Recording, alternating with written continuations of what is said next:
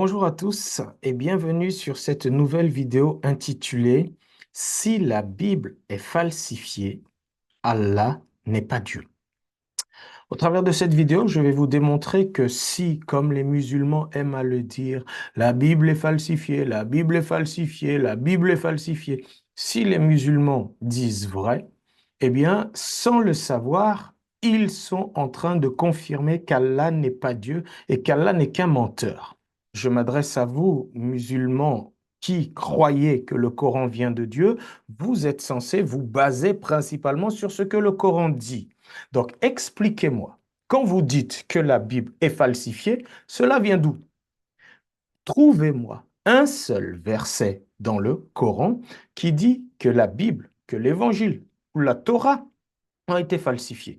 J'ai lu plusieurs fois le Coran et je continue de le lire, de l'étudier, je ne fais pas que le lire, et je peux vous dire qu'il n'y a pas un seul passage où Allah, le Dieu en qui vous croyez, dit ou affirme que, que la Bible, la Torah, l'Évangile ont été falsifiés. Je ne retrouve qu'un seul verset et je vais le partager à l'écran, qui fait mention de quelque chose dont on pourrait parler de falsification ou de modification. Mais on va le lire tout de suite, Sourate chapitre 2, verset 75.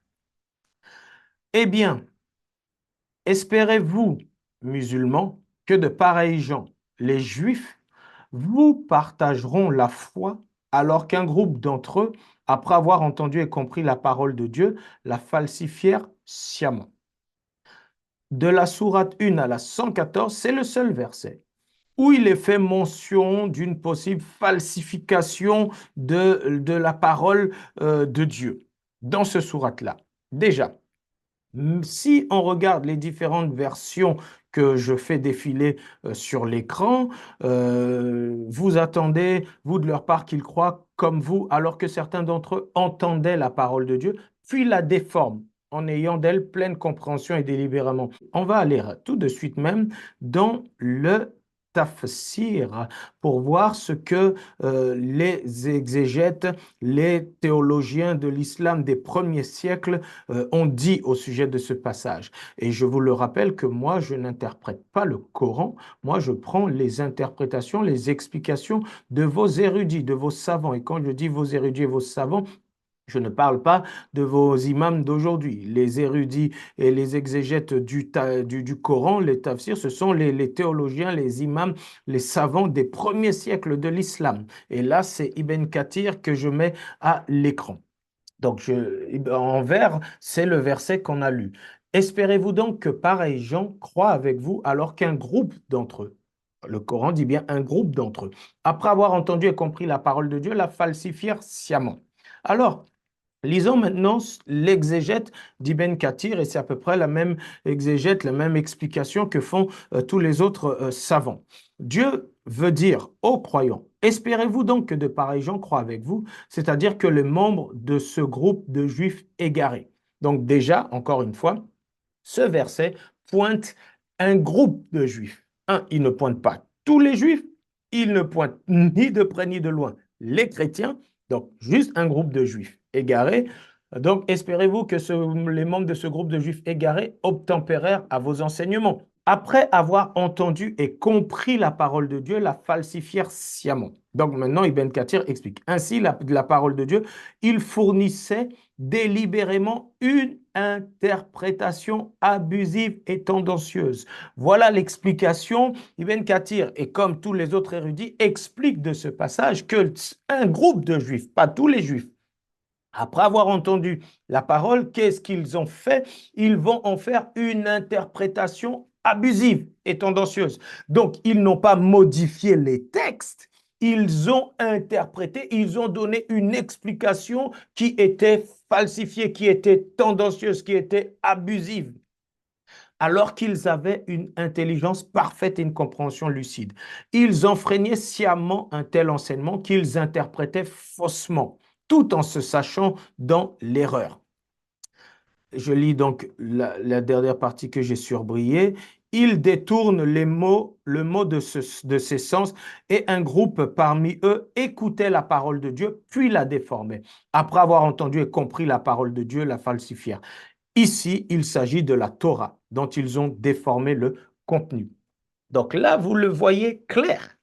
Même dans vos textes, même l'explication de vos exégètes ne dit pas que le papier, que le texte a été falsifié ou déformé. Il dit qu'un groupe de juifs, donc pas tous, qu'est-ce qu'ils ont fait? Ils ont déformé le sens, l'interprétation. C'est-à-dire que quand Allah disait dans le texte que c'est plat, eux, ils vont dire non, c'est ovale. Donc, bien que ce soit écrit plat. Donc, nulle part dans le Coran, vous n'avez un seul passage où Allah va dire que la Bible a été falsifiée. Ce seul verset que j'ai pointé ici évoque qu'un groupe, donc même pas tous, ont juste déformé le sens.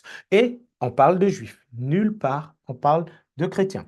Donc, je répète, chers amis musulmans, montrez-moi, puisque vous croyez au Coran, où est-ce que Allah a dit que l'évangile, la Torah a été falsifiée? Nulle part. Vous pourrez présenter ma vidéo à vos imams ou autres qui vous fournissent toutes les explications que vous voudrez bien croire, mais les tafsirs sont là, les textes sont là. Ne vous arrêtez de dire que la Bible a été falsifiée parce qu'en disant cela, vous insultez Allah. Allez, je vais vous partager différents versets et on va ensemble les lire et les voir. Donc, Sourate, chapitre 5, verset 47. Que les gens de l'Évangile jugent d'après ce que Dieu y a fait descendre. Ceux qui ne jugent pas d'après ce que Dieu a fait descendre, ceux-là sont les pervers. Votre prophète a reçu ces révélations de l'an 610 à 632, 22 ans.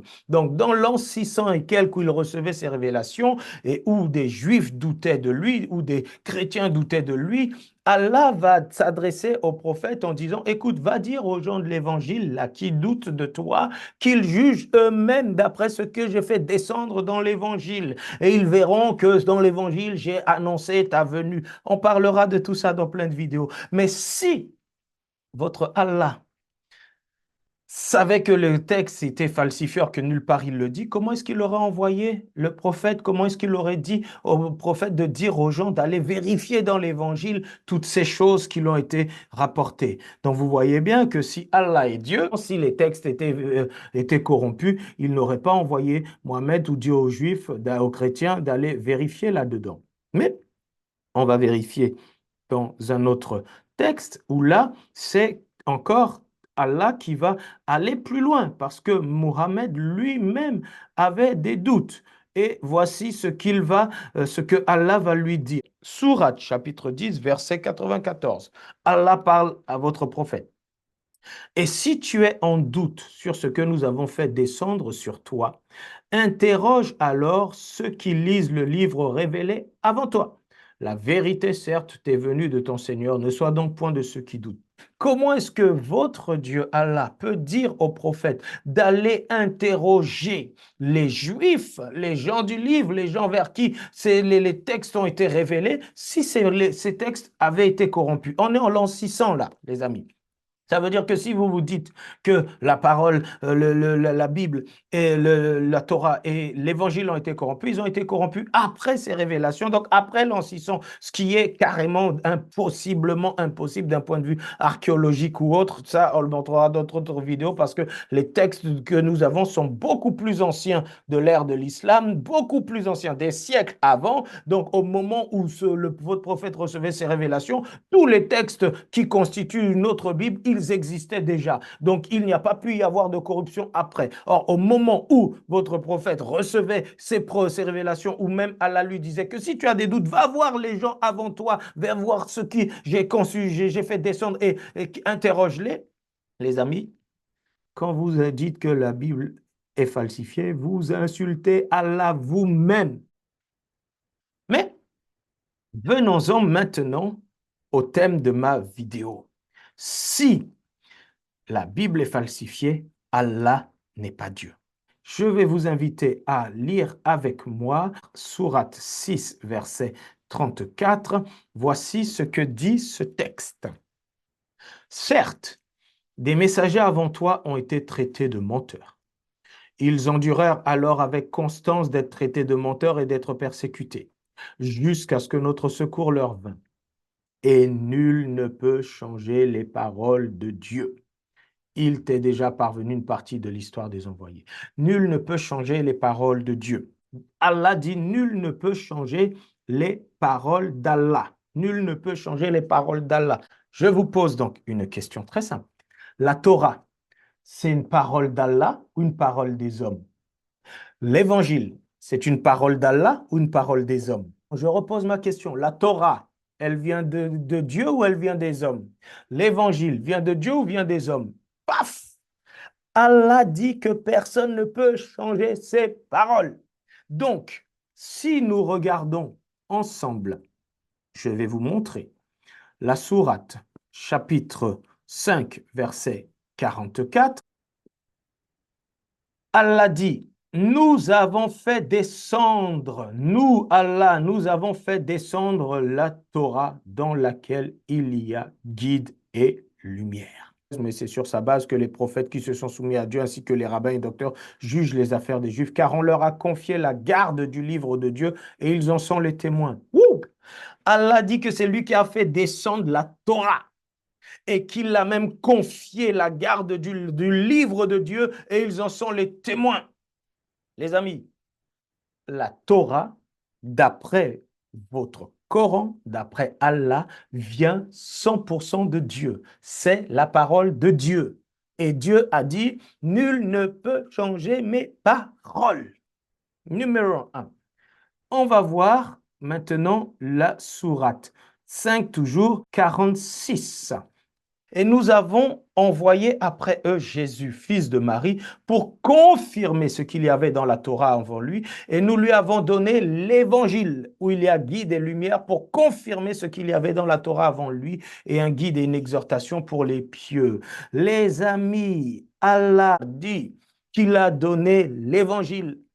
Donc la Torah, c'est la parole de Dieu. L'évangile, c'est la parole de Dieu. Et votre Dieu a dit, nul ne peut changer ses paroles. Donc quand vous êtes là à dire que oui, ils ont corrompu, ils ont falsifié la Torah, ils ont falsifié l'évangile, vous-même musulmans, vous insultez Allah. Repentez-vous, repentez-vous de votre blasphème puisque c'est comme ça que vous l'appelez. Parce que Allah a dit, nul ne peut changer les paroles d'Allah. Comment osez-vous dire encore aujourd'hui au 21e siècle que la Torah et que l'évangile sont falsifiés, or qu'Allah a dit que c'est lui qui a fait descendre la Torah, que c'est lui qui a fait descendre l'évangile et que nulle part dans le Coran, Allah a dit que la Torah et l'évangile étaient falsifiés.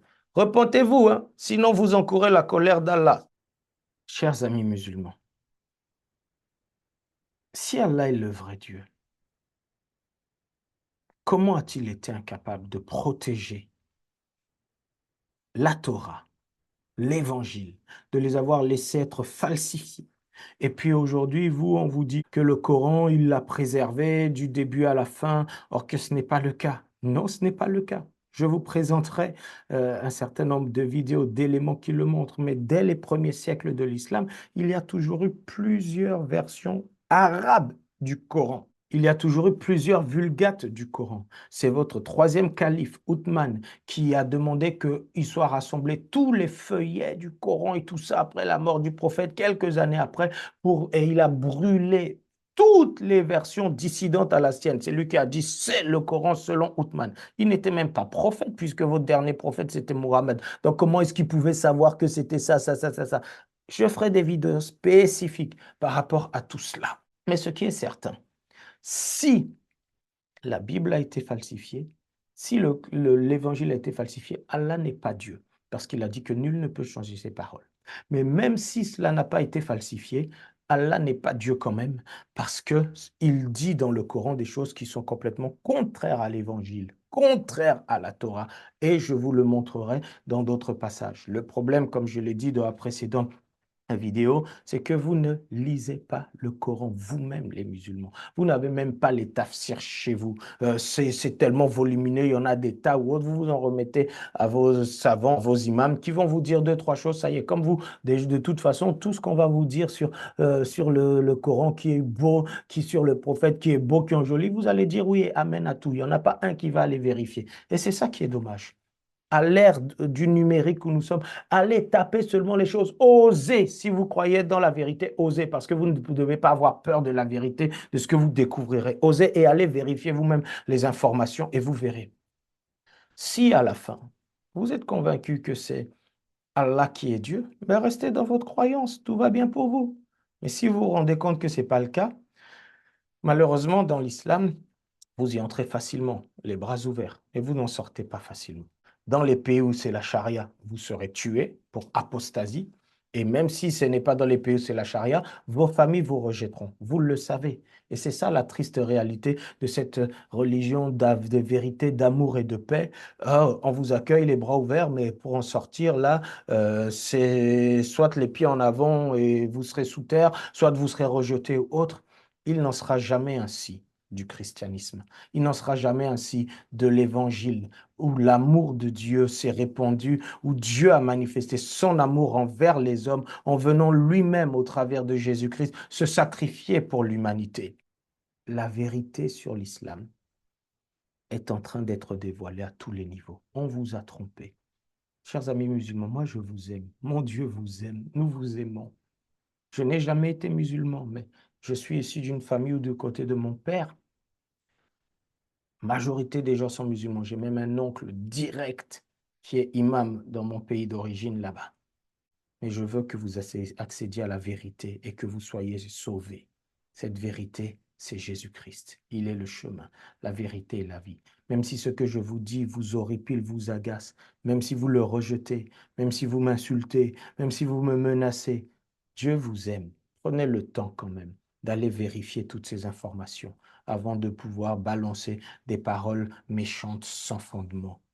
Et n'oubliez pas de vous abonner à ma chaîne. Que Dieu vous bénisse et à bientôt.